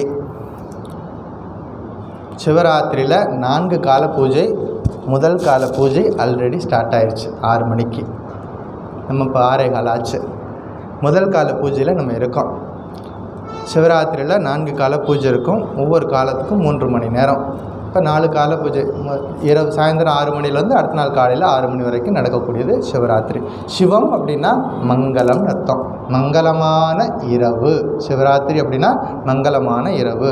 சாஸ்திரம் சொல்லுது முக்திக்கு 4 விஷயங்களை செய்யணும்னு சொல்லிட்டு சைவபரமான நூல்கள் சொல்லுது. ஒருத்தருக்கு முக்தி கிடைக்கணும் அப்படின்னா 4 விஷயங்களை செய்யணும். ஒன்று என்ன சொல்லுது? சிவ அர்ச்சனை பண்ணணும். சிவன் பூஜையில் சிவ அர்ச்சனை பண்ணணும். 2வது ஸ்ரீ ருத்ர பாராயணம் பண்ணணும். யஜுர்வேதத்தில் வரக்கூடிய அது மந்திரம் ஸ்ரீருத்ரம்னு பேர். அந்த ருத்ரத்தை பாராயணம் பண்ணணும். 3வது விஷயம் சிவன் தொடர்பான விரதங்களை அனுஷ்டானம் பண்ணணும். என்னென்ன விரதங்கள் இருக்குது? சோமவார விரதம் எல்லாருக்கும் தெரியும், திங்கக்கிழமையில் செய்யக்கூடியது சோமவார விரதம். திருவாதிரையில் வரக்கூடிய விரதம் அது திருவாதிரை விரதம். கார்த்திகையில் வரக்கூடிய விரதம் பிரதோஷ விரதம். ஒவ்வொரு மாதத்தில் வரக்கூடிய சிவராத்திரி விரதம். இப்போ இன்னைக்கு நடக்கக்கூடிய மகா சிவராத்திரி விரதம். இதெல்லாமே சிவன் தொடர்பான விரதங்கள். இது எல்லாத்தையும் யார் எதெல்லாம் கடைப்பிடிக்க முடியுமோ அதெல்லாம் செய்யணும். இது 3வது விஷயம். 4வது விஷயம் காசியில் மரணம். எல்லாரும் கன்ஃபார்ம் பண்ணுறாங்க இந்த ஒரு விஷயத்தை. காசியில் மரணம் அப்படின்னா நிச்சயமாக பிராப்தி, அதாவது முக்தி பிராப்திங்கிறது நிச்சயமாக. ஸ்ரீராமகிருஷ்ணர் கண்கூட பார்த்து சொல்லியிருக்கார். சாஸ்திரமும் சொல்லுது, ஸ்ரீராமகிருஷ்ணரும் சொல்லியிருக்கார். காசியில் மரணம் என்பது முக்திக்கு முக்கியமான விஷயங்கள். இதெல்லாம் வந்து சிவபரமான நூல்கள் சொல்லக்கூடிய விஷயங்கள். இப்போ ஒன்றுன்னா பார்ப்போம். நித்திய சிவராத்திரின்னு ஒரு சிவராத்திரி. நித்திய சிவராத்திரி அப்படின்னா தினந்தோறும் ராத்திரி நம்ம தூங்க போகிறோம் இல்லையா, ஒவ்வொரு நாளும் நமக்கு சிவராத்திரி தான். இரவு முழுவதும் என்ன பண்ணலாம், நம்ம சிவன் நாமத்தை சொல்லிக்கிட்டே இருக்கலாம். அப்போ நித்திய சிவராத்திரி அப்படிங்கிறது இது ஒன்று. அடுத்தது பட்ச சிவராத்திரி அப்படிங்கிறது அது என்ன அப்படின்னா தை மாதத்தில் வரக்கூடிய தேய்பிரையில் வரக்கூடியது. அதாவது தை மாதத்தில் வரக்கூடிய தேய்பிரையில் வரக்கூடிய முதல் 13 நாள் என்ன பண்ணுவாங்க, ஒரு வேளை மட்டும் சாப்பிடாமல் இருந்து ஒரு வேளை மட்டும் சாப்பிட்டுட்டு அந்த விரதம் கடைப்பிடிப்பாங்க. 14ஆவது நாள் கம்ப்ளீட் ஃபாஸ்டிங். இது என்னது பட்ச சிவராத்திரி. யோக சிவராத்திரின்னு ஒன்று இருக்குது. அது என்ன அப்படின்னா திங்கட்கிழமையும் அமாவாசையும் ரெண்டு சேர்ந்து வந்துச்சுன்னா அதுக்கு பேர் யோக சிவராத்திரி. அது எப்போவாது வரும். அது ஒன்று. மாத சிவராத்திரி அப்படிங்கிறது நம்ம பார்த்துருக்கோம். நீங்கள் காலண்டர்லேயும் பார்க்கலாம். ஒவ்வொரு மாதத்துலேயும் அன்றைக்கு சிவராத்திரின்னு மென்ஷன் பண்ணியிருப்பாங்க. அது மாத சிவராத்திரி. கடைசியாக இருக்கிறது மகா சிவராத்திரி. இதெல்லாம் இந்த முன்னாடி சொன்னதெல்லாம் ஒருவேளை நம்மளால் கடைபிடிக்காமல் விட்டுருந்தால் கூட இன்று நடக்கக்கூடிய இந்த சிவராத்திரிங்கிறது மகா சிவராத்திரி. இந்த சிவராத்திரி நாளில் ரொம்ப ஒரு முக்கியமான ஒரு நாள். இந்த சிவராத்திரி விரதத்தை கடைபிடிக்கிறது என்ன அப்படின்னா அஸ்வமேத யாகம் செஞ்சதுக்கு ஈக்குவலாக. ஒரு அஸ்வமேத யாகம் செய்யும் அப்படின்னா பல லட்சக்கணக்கில் செலவு பண்ணி இப்போ பல ஆயிரம் பேர் வேலை பார்த்தா தான் அந்த யாகத்தை கம்ப்ளீட் பண்ண முடியும். அதுக்கு ஈக்குவலாக இருக்கிறது இந்த மகா சிவராத்திரி விரதம் அப்படின்னு சொல்லுவாங்க. இவ்வளோ விஷயங்கள் இருக்குது. சரி, சிவராத்திரி அன்னைக்கு என்னெல்லாம் செய்யணும் இது புரிஞ்சுக்கிட்டால் நமக்கு போதும். சிவராத்திரி அன்னைக்கு என்னென்ன செய்யணும் அப்படின்னா முதல் விஷயம் கண் விழிச்சு இருக்கணும். சிவராத்திரி ராத்திரி முழுவதும் கண் விழிச்சு இருக்கணும் முதல் விஷயம். ரெண்டாவது உபவாசம் இருக்கணும். இந்த நாள் முழுவதும் என்ன பண்ணணும், உபவாசம் இருக்கணும். மூணாவது விஷயம் சிவ அர்ச்சனை பண்ணணும். சிவாய நமக, நமக்கு தெரிஞ்ச சிவன் நாமங்களை சொல்லி அர்ச்சனை பண்ணணும். அப்புறமா சிவ பூஜை பண்ணணும். எவ்வளோ முடியுமோ. சுவாமி எங்களால் பண்ண முடியலை, வயதாகிடுச்சு, நிறைய பூஜை பொருள்லாம் சேர்த்து எல்லாம் செஞ்சு எங்களால் முடியலை, அப்போ பூஜை நடக்கிற இடத்துல போய் உட்காந்து கலந்துக்கலாம். ஒரு முடியாத பட்சத்தில் எங்கே பூஜை நடக்குதோ அங்கே போய் இருந்து நம்ம கலந்துக்கலாம். இப்போ சிவ பூஜை பண்ணணும், சிவ தியானம் பண்ணணும். இதெல்லாம் சிவராத்திரி அன்னைக்கு செய்ய வேண்டியது. சிவராத்திரி அன்னைக்கு செய்யக்கூடாதது சிலது இருக்குது. அது நம்ம நிச்சயமாக தவிர்க்கணும். சிவராத்திரி அன்னைக்கு என்ன செய்யக்கூடாது, தூங்கக்கூடாது. எவ்வளோ முடியுமோ சிவராத்திரி விரதத்தை எல்லாரும் கடைபிடிக்கலாம். அதில் பாகுபாடே கிடையாது. குழந்தைகள் மற்றும் முதியவர்கள் இந்த 2 பேருக்கு மட்டும்தான் விதிவிலக்கு இருக்குது. குழந்தைகள்னால் பேபி, கை குழந்தைகள், அவங்களுக்கு வேண்டாம். வயதான பேபிஸ் இருக்காங்க, அவங்களுக்கு வேண்டாம். அவங்களாலையும் முடியாது. ஏன்னா அவங்க மெடிக்கேஷனில் இருப்பாங்க, எழுந்து வர முடியாது, அவங்களுக்கு வேண்டாம். மற்ற எல்லாரும் சிவராத்திரி விரதத்தை கடைபிடிக்கலாம். அல்லது எவ்வளவு முடியுமோ அந்தளவுக்காவது செய்யணும். எவ்வளோ முடியுமோ அந்தளவுக்காவது இந்த விரதத்தை கடைபிடிக்கலாம். ஒரு முறை இந்த பிரளயம் தொடங்கும் பொழுது சிவபெருமான் நிஷ்டையில் இருக்கிறார். அப்போ பார்வதி தேவி பூஜை பண்ணுறாங்க. யாரை? சிவபெருமானுக்கு பூஜை பண்ணுறாங்க. 4 ஜாமமும் அவர் முழிச்சிருந்து இறைவனுக்கு பூஜை பண்ணுறாங்க. அப்போ அவங்க கேட்டுக்கிறாங்க, இன்று நான் உங்களுக்கு பூஜை பண்ணேன், இது மாதிரி யாரெல்லாம் இந்த நாளில் பூஜை பண்ணுறாங்களோ அவங்க எல்லாருக்கும் நீங்கள் அருள் செய்யணும்னு சொல்லிட்டு பிரார்த்தனை பண்ணிக்கிட்டாங்க. அதுதான் இந்த மகா சிவராத்திரி அப்படின்னு ஒரு கருத்து இருக்குது. தேவர்கள் அசுரர்கள் 2 பேரும் பார்க்கடலை கடைந்தார்கள். இந்த ஸ்டோரி நம்ம எல்லாருக்கும் தெரியும். பார்க்கடல் கடைந்த போது எல்லா அமுதங்கள்லாம் வந்துச்சு. கடைசியாக என்ன வந்துச்சு? விஷமும் வந்துச்சு. விஷம் வந்தவொடனே எல்லோரும் ஓடி போயிட்டாங்க. அமுதங்கள்லாம் வந்தபோது எல்லோரும் எனக்கு உடக்குன்னு எல்லாம் எடுத்துக்கிட்டாங்க. விஷம் வந்தவொடனே எல்லாம் ஓடி போயிட்டாங்க. அப்போது பகவான் என்ன பண்ணுறார், சிவபெருமான் அந்த விஷத்தை எடுத்து தான் அருந்தி மற்றவர்களை காப்பாற்றினார். அந்த நிகழ்வு நடந்தது இந்த சிவராத்திரி அன்னைக்கு. மற்றவர்களுக்காக நம்ம என்ன கொடுக்குறோம் அப்படிங்கிறது ஞாபகம் வச்சுக்கணும். இந்த செலிப்ரேஷன், இந்த சிவராத்திரியில் என்ன மெசேஜ் நம்மனா, மற்றவர்களுக்காக நான் என்ன கொடுத்தேன் அல்லது என்னை சுற்றி இருக்க சமுதாயத்துக்கு நான் என்ன செஞ்சேன் அப்படின்னு பார்க்கணும். இதெல்லாம் இருக்குது. பிரம்மா விஷ்ணு 2 பேரும் என்ன பண்ணாங்க, சிவபெருமானுடைய அடியை முடியும் தேடி போனாங்க. ஒருத்தர் சிவபெருமானுடைய அடியை தேடி போனால், ஒருத்தர் முடியை தேடி போனார். 2 பேரும் தேடி போயிட்டு என்ன பண்ணாங்க, கண்டுபிடிக்க முடியலை. இதெல்லாம் நமக்கு அந்த ஸ்டோரி நமக்கு தெரியும். திருவண்ணாமலை நடந்தது. அப்போ பகவான் என்ன பண்ணார், அவங்களுக்கு ஜோதி தரிசனம் கொடுத்தார் அப்படின்னு நம்ம பார்க்குறோம். அதுவும் இன்று நாளில் நடந்தது. அதாவது லிங்கோத்பவராக காட்சி கொடுத்தார் அப்படிங்கிறது இந்த சிவராத்திரி நாளில் நடந்த ஒரு நிகழ்வு. இதெல்லாம் நமக்கு தெரிஞ்ச விஷயங்கள். அப்புறம் ஒரு ஃபேமஸாக ஒரு ஸ்டோரி இருக்குது, சிவராத்திரி பற்றின ஒரு ஃபேமஸான ஒரு ஸ்டோரி இருக்குது. அதை மட்டும் சொல்கிறேன். சிவராத்திரி நாளில் வந்து இந்த கண்ணப்ப நாயனார் நம்ம கேள்விப்பட்டிருப்போம். 63 நாயன்மாரில் காளகஸ்தியில் இந்த கண்ணை வந்து தன்னுடைய கண்ணை எடுத்து அங்கே வச்சுட்டு அந்த ஒரு நிகழ்வு நடந்ததும் இந்த சிவராத்திரி நாளில் அப்படிங்கிறது ஒரு கருத்து. அர்ஜுனன் வந்து தவம் பண்ணால் எதுக்காக? பாசுபத அஸ்திரம் பெறுவதற்காக. அவன் தவம் பண்ணி பாசுபத அஸ்திரம் பெற்றதும் இந்த சிவராத்திரி நாள். இவ்வளோ பவித்திரமான நாள் இந்த நாள் அப்படிங்கிறது ஞாபகம் வச்சுக்கணும். இந்த கன்னியாகுமரி டிஸ்ட்ரிக்டில் இன்றைக்கி என்ன பண்ணுவாங்க அப்படின்னா 12 சிவாலய ஓட்டம்னு பேர். அந்த தெற்கு பகுதியிலேருந்து வந்தவங்களுக்கு தெரியும். அந்த 12 சிவாலயங்கள் இருக்குது. அந்த சிவாலயங்களுக்கு இந்த ராத்திரி பூரா ஓடிட்டுருப்பாங்க. ஓடிட்டு முதல் நம்பர் 1 கோயிலேருந்து ஆரம்பிப்பாங்க. தீபஜோதி எடுத்துக்கிட்டு எல்லாம் ஓடுவாங்க. 12வது கோயிலில் போய் முடிப்பாங்க. விடிய காலில் போய் முடிப்பாங்க. அதில் என்ன பியூட்டி அப்படின்னா, அவங்க வந்து சிவபக்தர்கள் சிவராத்திரி அன்னைக்கு இந்த ஓட்டம் நடக்குது. போகும்பொழுது என்ன சொல்லிட்டு போவாங்க அப்படின்னா, கோவிந்தா கோவிந்தான்னு சொல்லிட்டு போவாங்க. ஸோ அவர்களுக்குள்ளே சண்டையே கிடையாது. அங்கே சிவ வைஷ்ணவ சண்டை அங்களுக்கு கிடையாது. நாம் தான் என்ன பண்ணிக்கிறோம், நீ பெரியவனா நான் பெரியவனான்னு பண்ணிக்கிறோம். அப்போ ஹரியும் சிவனும் ஒன்று, அறியாதவர் அது வேண்டாம். ஹரியும் சிவனும் ஒன்று, அவர்கள் வந்து அந்த பாகுபாடு கிடையாது அப்படிங்கிறத நம்ம பார்க்குறோம். அப்புறம் வெல்வ இலையில் மகாலட்சுமி நிரந்தரமாக வசிக்கிறாள். மகாலட்சுமி பகவானுடைய பத்தினி. அவங்க எங்கே இருப்பாங்களாம்? வெல்வ இலையில் இருக்கிறாங்க அப்படின்னு ஒரு கருத்து இருக்குது. திருப்பதியில் வெங்கடாச்சலபதிக்கு நம்ம எல்லாருக்கும் திருப்பதியில் வெங்கடாச்சலபதி மகாவிஷ்ணு, அங்கே துளசி தான் வந்து அர்ப்பணம் பண்ணுவாங்க. ஆனால் திருவாதிரை அன்னைக்கு அந்த பகவானுக்கு வெல்வ இலையால் அர்ச்சனை பண்ணுவாங்க. இவ்வளோ மகிமை இருக்குது. ஸோ அங்கேயும் பேதம் கிடையாது. பகவானிடத்தில் பேதம் என்பது கிடையாது. மனுஷங்களாகிய நாம் தான் என்ன பண்ணிக்கிறோம், ஒருத்தருக்கு ஒருத்தர் மதத்தின் பெயரால் நம்ம வந்து வேற்றுமையை பாராட்டுகிறோம் அப்படிங்கிறது பார்க்குறோம். இவ்வளவு மதிப்புக்குரிய அந்த நாள், இந்த சிவராத்திரி நாள். அதுக்கு ஒரு நல்ல ஒரு புரிகிற மாதிரி ஒரு சின்னதாக ஒரு கதை இருக்குது. அதை சொல்லிவிட்டு முடிச்சுக்குவோம். ஒரு வேடன் இருந்தான். அந்த வேடன் காட்டுக்கு போனான். காட்டில் எதுக்கு போகிறான்? வேட்டையாடுறதுக்காக காட்டுக்கு போகிறான். வழக்கமாக வேட்டையாட போவான். அவனுக்கு ஏதாவது மிருகங்கள் கிடச்சிரும், வேட்டையாடிட்டு வந்துடுவான். அன்றைய நாளில் வேட்டைக்கு போகிறான். அவனுக்கு எந்த மிருகமும் கிடைக்கவே இல்லை. சாயந்தரம் நேரம் வரைக்கும் வேட்டையாடிக்கிட்டு இருக்கான், எதுவுமே கிடைக்கல. கடைசியாக பார்த்திங்கன்னா அவனை துரத்திக்கிட்டு ஒரு புலி ஒன்று துரத்திக்கிட்டு வருது, இந்த வேடனை துரத்திக்கிட்டு வருது. இப்போ என்னாச்சு, அவனுக்கு உயிருக்கு பயந்து என்ன பண்ணுறான், வேடன் என்ன பண்ணுறான், உயிருக்கு பயந்து போகிறான். அவன் வந்து காப்பாற்றிக்கணும் அப்படிங்கிற ஒரு முயற்சிக்கு வந்துட்டான். ஓடி போயிட்டு ஒரு மரத்தில் போய் ஏறிக்கிட்டான். வேடன் மரத்தில் போய் ஏறிக்கிட்டான். தஞ்சம் அடைஞ்சிட்டான். மரத்தை தஞ்சம் அடைஞ்சிட்டான். மரத்தில் ஏறி உட்காந்துட்டான். மரத்தில் ஏறிட்டா புலி நம்மளை விட்டு போயிடுன்னு பார்த்தான். புலி அவனை விட்டு போகிற மாதிரி இல்லை. எனக்கு கிடைச்ச ஒரே கஸ்டமர் நீ தான் இன்றைக்கி, அதனால் நானும் உன்னை விட மாட்டேன் அப்படின்னு சொல்லிவிட்டு, காலையிலேருந்து நானும் சுற்றிட்டே இருக்கேன், ஒன்றும் கிடைக்கல, நீ தான் வந்து மாட்டின, அதனால் உன்னை நானும் விட மாட்டேன்னு சொல்லிட்டு புலி என்ன பண்ணுது, உட்காந்தே இருக்குது. நீ கீழே இறங்கி வா பார்த்துக்கலாம் அப்படின்னு இது உட்காந்துருக்கு.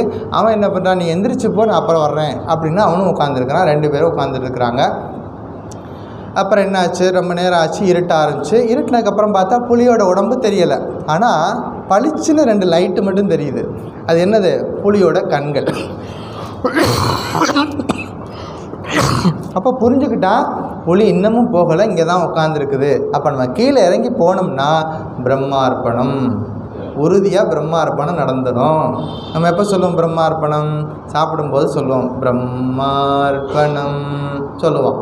புலி வந்து பிரம்மார்ப்பணம் சொல்கிறதுக்கு தயாராக இருக்குது. இவன் இறங்கி வரட்டும்னு பார்க்குறது. எப்போ மேலே உட்காந்துட்டே இருக்கிறான், வேறு வழி இல்லை. 8 மணி ஆச்சு, 9 மணி ஆச்சு, 10 மணி ஆச்சு, தூக்கம் வந்துடுச்சு. வழக்கமாக 10 மணிக்கு மேலே தூக்கம் வரும். தூக்கம் வந்துடுச்சு. தூங்குனா கீழே விழுந்துருவான். கீழே விழுந்தா கீழே வந்து புலி உட்காந்துருக்குது, சாப்பிட்டுட்டு போயிடும். என்ன பண்ணலாம், தூங்காமல் இருக்கணும், ஒரு ஆக்டிவிட்டி ஏதாவது செஞ்சிட்ருப்போமே. இந்த சின்ன பிள்ளைங்கள்லாம் வேலை கொடுக்காம இருந்தோம்னா எதையாவது இழுத்துக்கிட்டே கிடக்கும். இங்கே இது இழுத்து போடும், அதை இழுத்து போடும், ஏதாவது ஒரு வேலை பண்ணிகிட்டே இருக்கும். இப்போ ஒரு ஆக்டிவிட்டி ஏதாவது பண்ணிட்டோம் அப்படின்னோம்னா அப்போ மனசு வந்து ஒரு அலர்ட்டாக இருப்போம் அப்படின்னு சொல்லிட்டு, சரி மரத்தில் தானே உட்காந்துருக்குறோம் அப்படின்னு சொல்லிட்டு ஒவ்வொரு இலையாக பறித்து கீழே போடுவோம். விடிய வரைக்கும் இந்த வேலையை பண்ணிகிட்ருப்போம் அப்படின்னு சொல்லிட்டு ஒவ்வொரு இலையாக பறித்து கீழே போட்டுக்கிட்டே இருக்கான். ஒவ்வொரு இலையாக கீழே விழுந்துக்கிட்டே இருக்குது. ஒவ்வொரு இலையாக விழுந்துகிட்டே இருக்குது. அப்புறம் நான் கொஞ்சம் கொஞ்சமாக பொழுது விடியுது. பொழுது விடிஞ்சோன்னா நல்லா பிரைட்டாக வெளிச்சம் வந்துடுச்சு. கீழே பார்க்குறான், புலி இல்லை.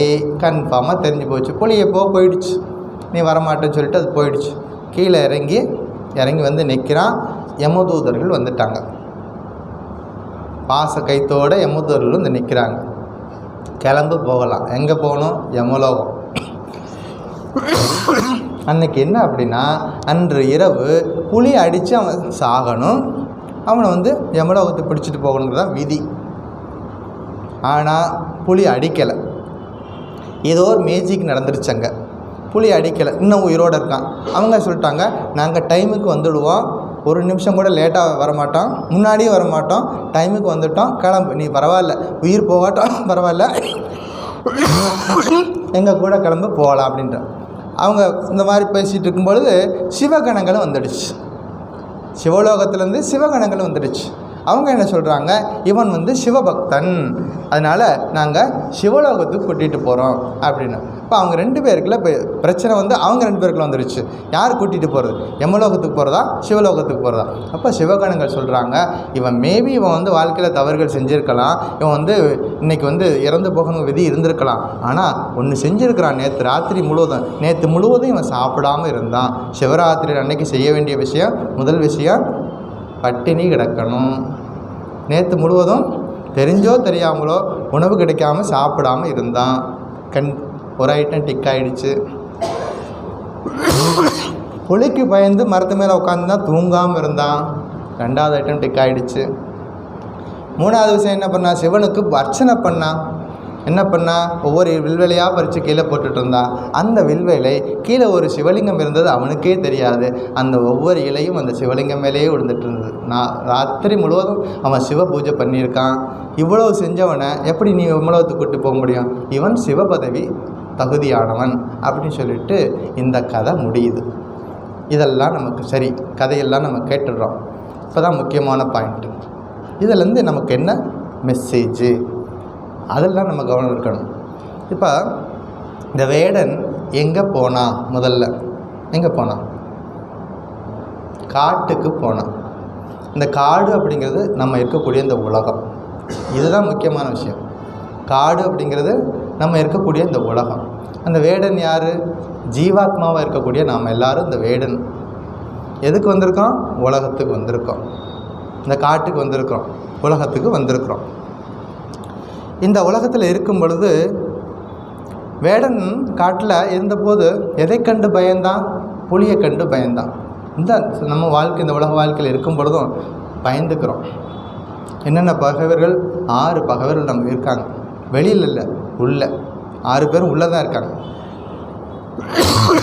காம, குரோத, லோப, மோக, மதம், மத்சரியம். பகைவர்கள் எல்லாம் நமக்குள்ளே தான் வச்சுருக்கோம், வெளியில் கிடையாது. இந்த பகைவர்களை நமக்கு ஒவ்வொரு முறையும் நம்மளை பயமுறுத்திக்கிட்டே இருப்பாங்க. இதான் வேடன் வந்து புலியை கண்டு பயந்தால் நாம் இந்த நமக்குள்ளே இருக்கக்கூடிய பகைவர்களோட பயந்துக்கிட்டு நம்ம வாழ்க்கையில் இருக்கிறோம். வேடன் புலிக்கு பயந்து எங்கே பண்ணால் மரத்து மேலே ஏறிக்கிட்டான். அது மாதிரி நாம் என்ன பண்ணணும் அப்படின்னா, பகவானை கெட்டியாக பிடிச்சிக்கணும். பிரச்சனைகள்லேருந்து நம்ம விடுபடணும் அப்படின்னா பற்றணும். பற்றுக பற்றற்றான் பற்றினை. அப்போ உலக பற்றின்மை இருக்கணும், பகவானை கெட்டியாக பிடிக்கணும். தேகோபதே அனுராகுன்னு பகவான் ஸ்ரீ ராமகிருஷ்ணனுடைய ஆரத்தி பாடலில் ஒரு வரி வரும். இதெல்லாம் கவனிக்கணும். நீங்கள் ஆரத்தி பாடும்பொழுது கவனிக்கணும்.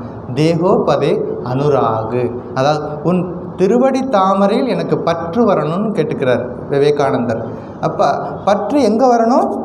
பகவான்கிட்ட பற்று வரணும். உலகிலேருந்து பற்றுலேருந்து விலகி இருக்கணும். அதாவது இந்த பிரச்சனைகள்லேருந்து பயத்துலேருந்து நம்ம வெளிவரணும் அப்படின்னா பகவானை கெட்டியாக பிடிக்கணும். அதாவது வைராக்கியம் வரணும். வைராக்கியம் ஏவ அபயம்னு சொல்கிறார் பர்திருஹரி. வைராக்கியம் ஏவ அபயம். மற்ற எல்லாத்துலேயும் பயம் இருக்கிறது, வைராக்கியத்தில் மட்டும்தான் பயம் இல்லாது இருக்கிறது அப்படின்னு பார்க்குறோம். சரி, இரவு முழுவதும் அவன் கண் விழிச்சு இருந்தான் அப்படின்னு நம்ம கதையில் பார்த்தோம். அப்படின்னா என்ன தெரியுமா? ஆன்மீக விழிப்பு, அவேர்னஸ் அபவுட் ஹூ ஆம் ஐ. நம்ம யார் அப்படிங்கிற அவேர்னஸ் நமக்குள்ளே இருக்கணும். அதுதான் விழிப்பு. சிவராத்திரி அன்னைக்கு கண் விழிச்சிருக்கிறேன்னா என்ன அர்த்தம்? ஹூ ஆம் ஐ அப்படிங்கிறது நமக்கு புரியணும். இதுதான் சிவராத்திரி தத்துவம் நமக்கு சொல்லிக் கொடுக்கக்கூடியது. நம்ம யார் அப்படிங்கிறத நமக்கு புரியணும். அந்த அவேர்னஸ் நமக்குள்ளே இருக்கணும். அப்போ அவன் என்ன பண்ணான்? பூஜை பண்ணான். என்ன பண்ணான்? வில்வையெல்லாம் பறித்து போட்டான். வில்வையில் 3 பார்ட் இருக்கும், கவனிச்சிருப்பீங்க. 3 பார்ட் இருக்கும், 3 பகுதிகள் இருக்கும். அது மாதிரி 3 குணங்கள் நமக்குள்ளே இருக்கிறது. என்னென்ன குணங்கள்? சத்துவகுணம், ரஜோகுணம், தமோகுணம். 3 குணங்கள் இருக்குது. மனிதன் இந்த முக்குணங்களையும் கடந்தவனாக இருக்கணும். 3 குணங்களையும் தாண்டி போகணும், கடந்து போகணும். ஏதாவது இந்த 5 விரலுக்குள்ளே எல்லா தத்துவமும் இருக்கிறது. 3 குணங்களையும் கடந்து இது ஜீவாத்மா, இது பரமாத்மா. அதாவது 3 குணங்களையும் கடந்து இந்த ஜீவாத்மா இந்த பரமாத்மாவோடு சேரணும். இதுக்கு பேர் தான் சின்முத்ரான்னு பேர். யோகத்தில் சின்முத்ரான்னு பேர். இவ்வளோ தத்துவங்களை அழகாக அந்த முத்திரை மூலம் சொல்லி கொடுத்துருப்பாங்க. மனுஷன் 3 குணங்களையும் கடந்து போகணும். இது ஜீவாத்மா, அதாவது இந்த சரீரம், இந்த மனுஷங்களாக நம்ம ஜீவாத்மா எப்போது யாரை சார்ந்திருக்கணும்? 3 குணங்களை சார்ந்திருக்கக்கூடாது, பரமாத்மாவோட இறைவனை சார்ந்திருக்கணும். இவ்வளோ தத்துவங்களை சொல்கிறது இந்த சிவராத்திரி. இந்த சின்ன கதைக்குள்ளே நம்ம இது மாதிரி எத்தனையோ கதைகளை கேட்டுக்கிட்டே இருக்கிறோம். எத்தனை செலிப்ரேஷன் வருது இந்தியா, நம்முடைய சனாதன தர்மத்தில், இந்து தர்மத்தில் எத்தனையோ செலிப்ரேஷன் பார்க்குறோம். இது ஞாபகம் வச்சுக்கணும். ஒவ்வொரு செலிப்ரேஷன் வரும் பொழுது இது என்ன தத்துவத்தை எனக்கு சொல்லிக் கொடுக்குது, என்ன ஒரு ரிமைண்டரை எனக்கு கொடுக்குது அப்படின்னு நம்ம பார்த்தோன்னா போதும். ஸோ இந்த நாளில் உண்மையான சிவராத்திரி என்ன அப்படின்னா, இந்த கதையில் நம்ம படித்த இந்த விஷயங்களை அப்சர்வ் பண்ணணும். என்ன பண்ணணும்? ஜீவாத்மாவாகிய நான் இந்த பூமியாகிய இந்த காட்டுக்கு இந்த உலகமாகிய காட்டுக்கு வந்திருக்கேன். என்னை சுற்றி இத்தனை பயமுறுத்தல் இருக்குது, ஆசை, கோபம், இதெல்லாம் பயமுறுத்தல் இருக்குது. இதில் பயத்துலேருந்து நான் விடுபடணும் அப்படின்னா நான் பகவானை கெட்டியாக பிடிச்சிக்கணும். பகவான்கிட்ட கெட்டியாக பிடிச்சிக்கணும், அவருடைய பாதத்தாமரையில் இருக்கணும். அப்போ பகவானுக்கு பூஜை பண்ணுறது அப்படின்னா நான் 3 குணங்களையும் கடந்து நான் பகவானை சரணடையணும். இவ்வளோ விஷயம். நான் எப்போதும் ஆன்மீக விழிப்புணர்வோடு இருக்கணும். பூவாமை அப்படிங்கிறது எப்போதும் என் மனசுக்குள்ளே ஓடிக்கிட்டே இருக்கணும். இவ்வளோ விஷயங்கள் இந்த தத்துவத்தில் இருக்குது. நீங்கள் எல்லோரும் இப்போ சிவராத்திரி ஆல்ரெடி ஸ்டார்ட் ஆகிடுச்சு. நீங்கள் வேறெல்லாம் முடியுமோ இப்போ இங்கே ஆசிரமத்துலேயும் பூஜை நடக்கும். ப்ரேயருக்கு அப்புறமா அட்டன் பண்ணலாம். அல்லது மயிலாப்பூருக்கு போனீங்கன்னா ராமகிருஷ்ண மடத்தில் இரவு முழுவதும் 4 ஜாம பூஜை நடக்கும். அல்லது யாராருக்கு எங்கே விருப்பமோ அந்தந்த சிவன் கோயிலுக்கு போங்க. எவ்வளோ முடியுமோ இருந்து சிவநாமம் சொல்லுங்கள், சிவ பூஜை பண்ணுங்கள், சிவ தியானம் பண்ணுங்கள், சிவகதி அடையலாம். பகவான் ஸ்ரீராமகிருஷ்ணனுடைய திருவருள் எல்லாருக்கும் கிடைக்கணும்னு பிரார்த்தனை பண்ணிக்கிறேன். ஓம் சாந்தி சாந்தி சாந்தி. ஹரி ஓம் தத் சத். ஸ்ரீராமகிருஷ்ணார்ப்பணமஸ்து.